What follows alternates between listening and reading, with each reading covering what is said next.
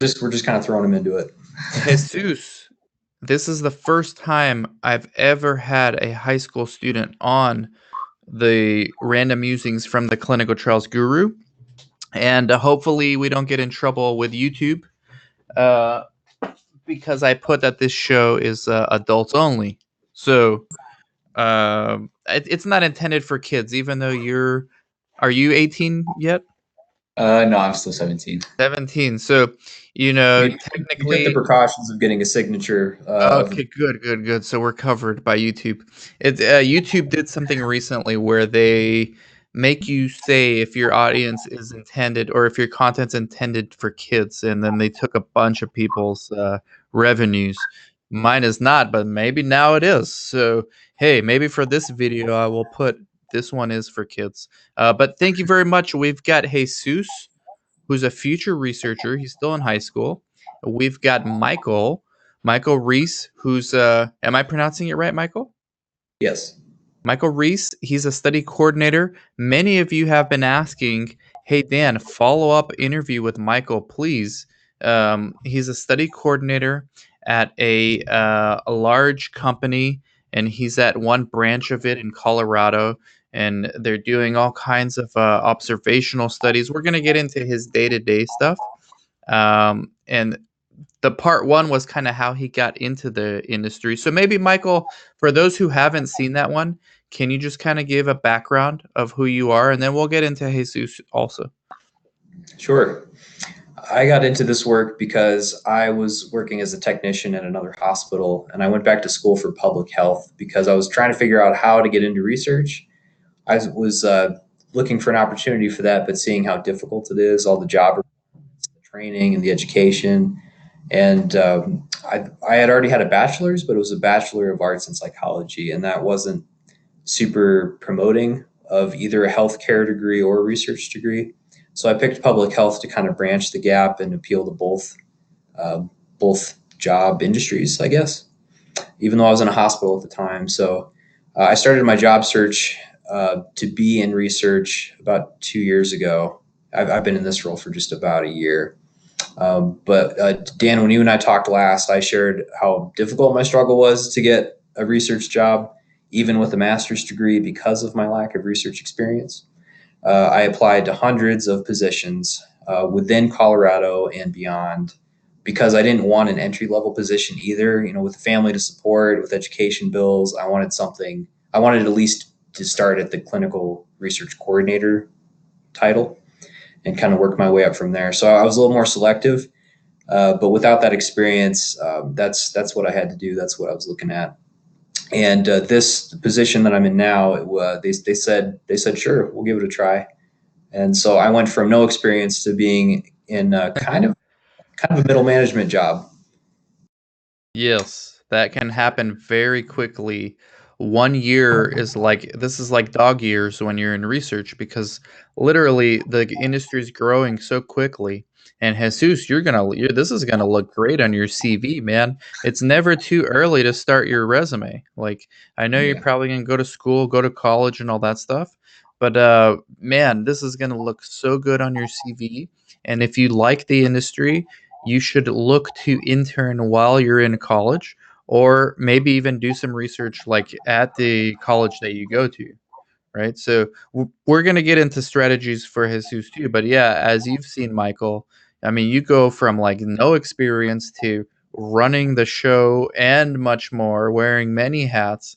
So what is a typical day to day what does a typical day look like for you at your site?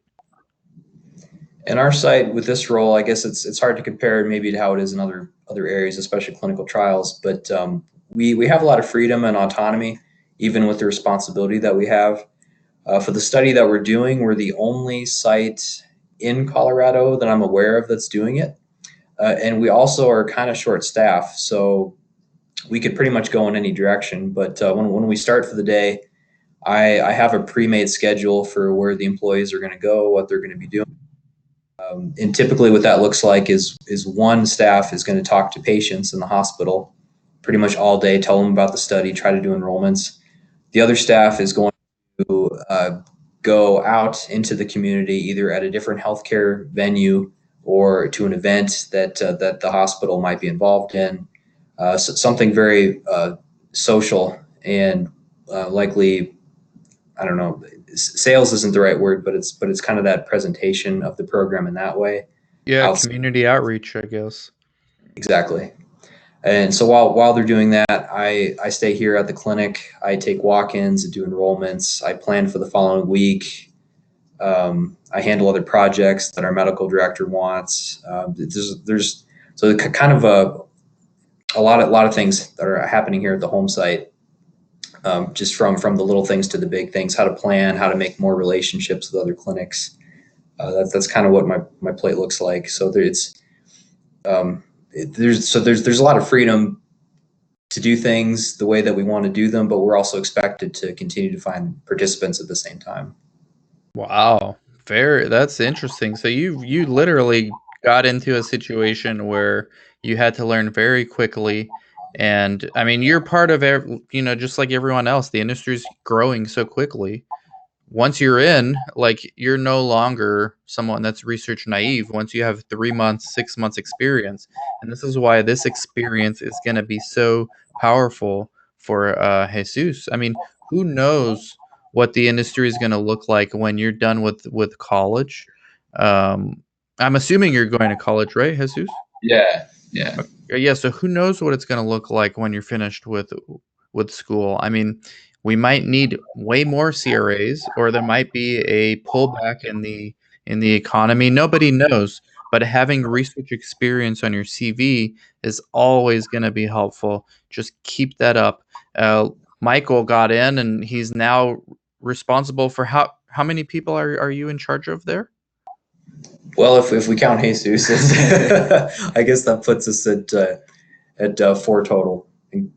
Good. So Jesus, you're doing a good job. What are you doing over there? Right now I'm just training, learning the basics, trying to Okay. get established, and just You're trying to doing work. You're not on TikTok all day? nah. Okay. I'm on there. We got to connect. I just got on there. Okay, so why Jose Jesus, why did you want to uh volunteer? What's how did you even do that? So for my school, I'm required to do 180 hours at an internship, and they help us get an internship, determining your interest in like certain areas and stuff. So I was like really interested in the medical field and just like anything to do with the hospital, really, and Wow. ended up What, here. what kind of school is this? Where I went here in California, maybe we do things differently. We never were told to do any of this kind of stuff. And neither was I. Yeah, what kind of school? I keep hearing the educational system's horrible. This sounds like it's fantastic. It's just a STEM based school, so the STEM program helps Uh-huh. all that. Yeah. Very good. So then what intrigued you about clinical research? I think just like how they deal with people, and how the research is going into bettering the healthcare system and overall. Wow. Yeah, I mean, you're at such an advantage by just being exposed to this. I'm sure Michael tells you every day. He had to work so hard to get in, and you just like lollygag your way in while you're still in high school. Then you got to go back for period 5 and 6 probably after this. So you're in a very good situation. What are some of the things you've been doing with Michael? Michael's been showing me how they deal with samples and putting them in the centrifuge and right all the whole system. It's like, yeah, it's He's Really? he's at a bit of a disadvantage too because we did just start this week, and so he's probably trying to figure out exactly what direction we're going to go and the things that we're going to be doing. But I haven't really held back a lot either, just throwing everything at him for just kind of what the whole thing looks like on the surface, and then we're going to break it down. Wow, really good. So what, without giving away or as much as you can share, what kind of studies do you guys do? This hospital, there's a lot of stuff going on. A lot of stuff that I'm not directly involved in, which is because it would be fun to be involved in more studies. A lot of clinical research coordinators in this company manage multiple studies, and I've really just been tasked with this one. So and again, it's not a clinical trial. I feel like I'm always making it sound like I'm ashamed of that, but it's different. With this observational study, we're building a database, and so we're trying to make that with volume and having lots and lots of people be involved, no matter what Yeah. of health they're in, what stage of life they're in. Basically, it's extremely open ended, and trying to present that into a way that the general public can not only accept but be personally interested and invested in is where the challenge kind of lies. So, I mean, the hospital has cancer studies, there's heart studies, there's medical device and drug studies that happen here, but those are kind of separate from our day to day. Yeah, it's only a matter of time before they need you over there as well. But as far as your, because I know a lot of these health systems and academic institutions and teaching hospitals, they do a lot of these pilot studies, their own studies, like internal studies. That's what this one sounds like. It's a study that they're doing internally. Maybe they got a grant from the government, maybe not. But these are still very important studies, especially for these big health systems because they actually shape policy. Because these guys are so big, they're actually influential when it comes to healthcare policy in general. And so these studies that they do, they're very important as far as the industry as a whole is concerned. I mean, you're playing a huge role in how the healthcare system is being played out. So this is very important and actually a excellent lesson for people watching or listening that are trying to get in. Don't ignore these health systems in your area, even if they're not known for research, right? Like, I mean, is the one that you're working at, like, is it well known for research or is it known in the community for other things? I think it's sort of half and half. It's known and accepted in the community, being one of the few health provider options, um, and it doesn't have the biggest stock value in the state of Colorado because it's not affiliated with the Colorado University. Arizona, it is. So conveniently, it's dependable. It's a dependable healthcare system for people. But the research they're truly known for, I'd probably say, is mostly cancer. Cancer, okay. Any interest on your end of working in oncology? I would like to someday.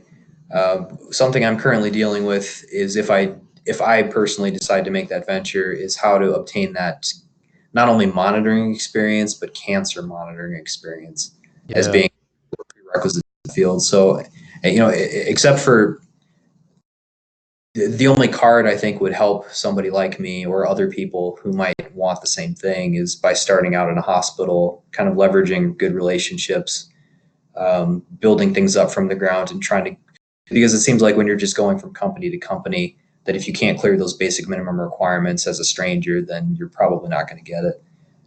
But depending on the management relationships and trying to do well with the research that you are involved in, that's probably the only segue I would have to doing cancer studies here.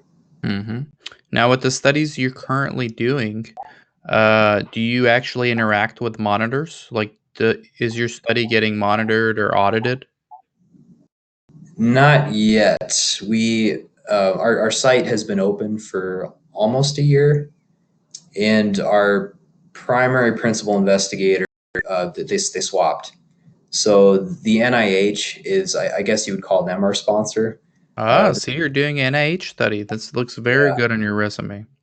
So yeah. So the NIH has yet to give us a visit, and with the PI swapping out, they kind of extended it. So pretty soon, I have to get ready for that to kind of give them the tour, show them what we're doing, and get their opinion on it, on if everything is tight and clean.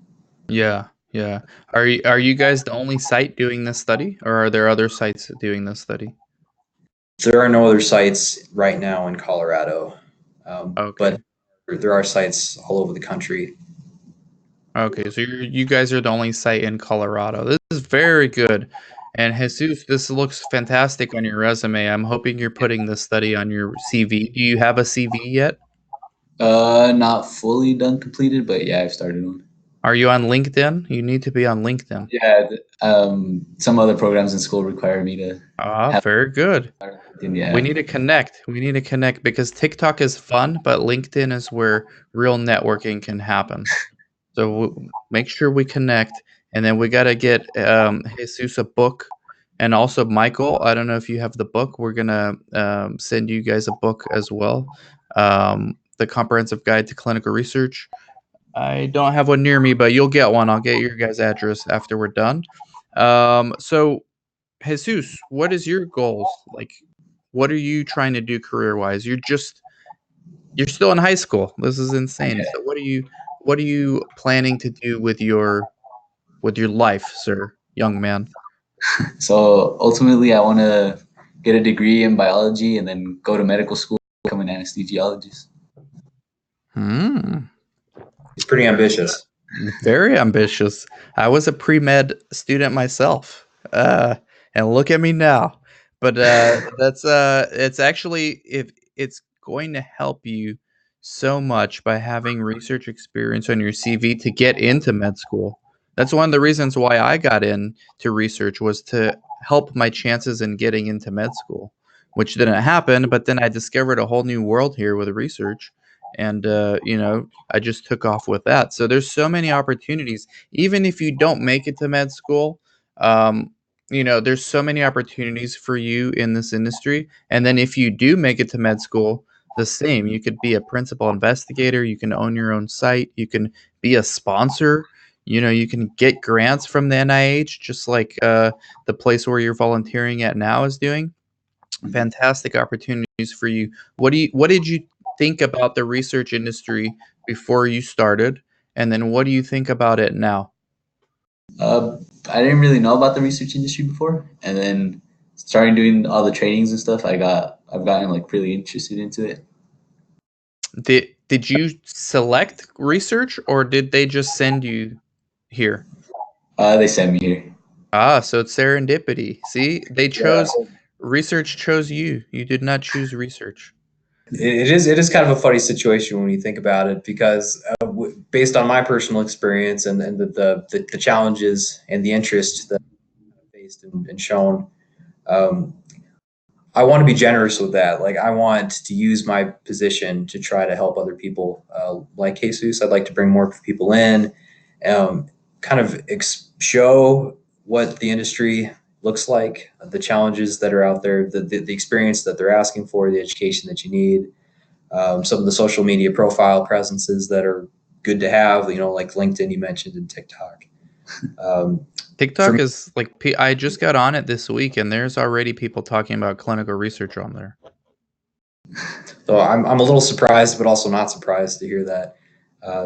We just kind of live in a time when it's not enough to pick an interest, but you have to be really strategic about it as well. Because if you're not, you just end up wasting a lot of time and money, and sometimes frustration comes in as well.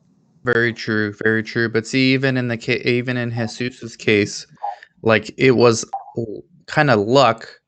If he likes research, it's luck. If he doesn't like it, it's bad luck. But chances are he's gonna like it, and he's gonna be exposed to like this whole world. So now, no matter what he does after this, he's always gonna know. Okay, there's a whole industry here, clinical research. Like, and it's actually in high demand and very low supply of qualified professionals that are in it. So, which usually translates to really stable career, good salary, so yeah, Jesus, make sure you message me on LinkedIn and I'll send you the book. You send me your mailing address and I'll send it to you. Okay. So, Michael, plans for the next year for you. You've been there just about a year. Mm-hmm. Um, where do you foresee your career going? I was hoping that this would translate into more management experience. That's something else that's useful across pretty much every industry is how to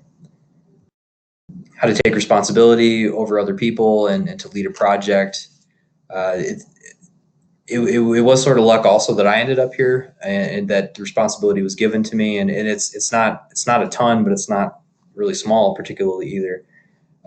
So I'm hoping that the program continues to grow. I don't have control over some fundamental things like staff budgeting and hiring, my opinion is I have a contributing opinion, but not the most deciding factors of hiring. Um, so I don't have all the control over my current setting and where it would go, but I'm hoping that management experience is a part of it. I haven't forgotten about the CRA position. I think that's still one of my best goals to have. The scope of the work. Um, I think that's pretty top notch. I kind of see that as just being a step below a PI or a physician, and with the family situation I have, it's also probably the most obtainable. Correct. So you're on LinkedIn as well. You're networking. Are there a lot of opportunities internally where you are? I know we mentioned it before. Like, are those easier to achieve than going elsewhere, or are you planning on staying where you are? I'm trying to figure that out right now. There's a lot of clinical research assistant and coordinator positions at the company, Okay. but that's kind of where it stops unless somebody wants to be a research nurse or a research physician, and to make that healthcare defined jump. There are a lot of other companies in Colorado, northern Colorado, that are involved in the drug making, medical devices, other therapy, clinical trials. Those are like, I guess I can name a bunch of them. There's even a couple companies that have their own CRA training program, Hmm. but highly sought after as well. Are you in Denver, or where are you guys at? We are north of Denver. There's kind of like a three city triangle: Fort Collins, Greeley, and Loveland. We're up in that. Okay. Yeah, I think if I were you, I mean, and that's the route you want to go, I would say, when your monitors start monitoring, especially since they're from the NIH, it's just a good way to subtly start networking with them. I mean, you're going to start establishing a working relationship, right? And then it's just goes from that to, hey, a recommendation. I mean, so many CRAs I know got their start by being coordinators, and then their monitors recommended them to their CRO or to the sponsor. So I think it's in your case, it's no different. If that's truly something you want to do, it's very achievable. It's just a matter of gaining that experience and gaining that management experience also, which you're starting to do. So that's really good. I'm really happy to see where you are, and to do this part two of our interview. Hmm. It should have happened a while ago, but I'm also glad that we gave a little bit of time because a lot of my tasks have changed a lot, and being able to folks like Jesus to help us is it's a lot of fun. It's a great privilege. Um, we're gonna hopefully reduce any wide eyes that you or other students may be feeling, because we also have a lot of fun here. The program that we're a part of, it's really important. It's doing a lot of good things. Um, so That's our, really cool. we're just small people in a big program, I guess. But we're also glad to be a part of it. Yeah, no, I mean, you guys are doing important stuff over there with NIH studies. Are they had their budgets cut a couple years back, and now they're super selective about what studies they're funding. So it shows me that you guys are doing important work over there, and that needs to continue. And thank you guys both for coming on. Jesus, you've got to tell all your friends about research, because we really need more people, qualified people in this space. There's not enough. There's not enough. And this is what's causing drug prices to be so high, because trials are delayed because there's not enough competent people in here to recruit patients and to conduct the studies. So, most studies are behind on enrollment, and part of the reason, I believe, is not enough people working in the industry, right? Like, too many people wearing many hats, and that's what's going to happen. Sometimes you can't focus on patient recruitment. So yeah, I think it's a great career for you to potentially be interested in, and maybe a future PI. I'm going to interview Jesus in 10 years. So in 2029, you'll be a PI already, and maybe you should be done with med school around that time. And let's do a part two with you. Jesus. Okay. Yeah. That'd be good. So hit me up on LinkedIn. And Michael, it's a pleasure, man. We're going to do another part 3 whenever you want. Let me know. And keep me posted. Stay in touch with me. And keep doing what you're doing. Will do. That's a privilege. Thank you. Thank you guys very much for coming on. And thank you all for listening, watching. And we'll catch you all later. Bye-bye.